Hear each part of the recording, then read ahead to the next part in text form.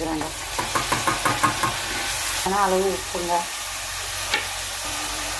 மஞ்சள் தூள் கொஞ்சங்க, கொஞ்சம் கரம் மசாலாங்க, தேவையான அளவுக்கு மிளகாத்தூளுங்க. எல்லாம் மதிஞ்சிட்டுங்க. தக்காளி 5 டம்ளர் அரிசி எடுத்து வச்சுருக்குறேங்க. ஒன்றுங்க, 2ங்க, 1 டம்ளருக்கு 3 டம்ளர் ஊற்றிட்டேங்க. 4 டம்ளர் ஊற்றியாச்சு. 2 டம்ளருங்கிறதுனால கொஞ்சம் கூட ஊற்றுறேன், அவ்வளோதான். அரிசி போடுறேங்க.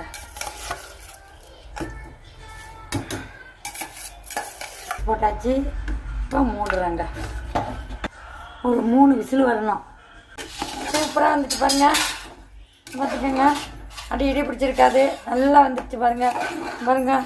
கிளறிக்கிட்டு பச்சை மிளகா தான்